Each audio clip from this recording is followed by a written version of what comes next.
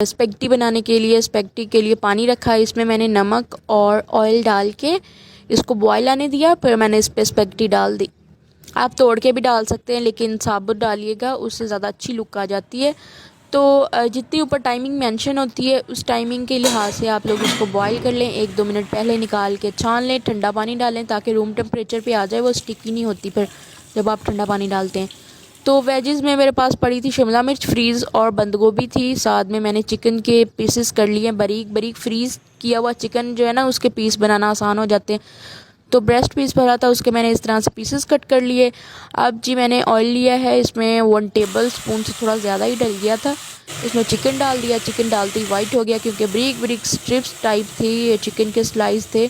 इसमें नमक और काली मिर्च डाल दी, मैंने अंदाजे से ही डाल दी थी सारा कुछ। तो शाम टाइम भूख लगी थी तो मेरा दिल कर रहा था यही बना लेते हैं। स्पेगेटी नहीं है तो नूडल्स डाल दीजिए, पिछली किसी वीडियो में मैंने इस तरह से नूडल बनाए थे, तो सेम ही टेस्ट होता है। तो यहाँ पे मैंने विनीगर और सोया सॉस, साथ में ऑयस्टर सॉस डाला है। चिली सॉस था नहीं था, मैंने फिर इसमें चिली गार्लिक केचप डाल दी। तो चिली सॉस है तो वो डाल लीजिए, ऑयस्टर सॉस को भी आप स्किप कर सकते हैं। जब चीज़ हो तो फिर डाल लेते हैं, जब नहीं होती उसको स्किप भी कर सकते हैं। ये है कि उस चीज़ को स्किप करने से थोड़ा टेस्ट में फ़र्क आ सकता है, हर चीज़ का अपना टेस्ट होता है, लेकिन इतना भी फ़र्क नहीं पड़ता कि बिल्कुल बदजायका ही होगी आपकी चीज़, नहीं है कोई चीज़ उसको आप स्किप कर लें।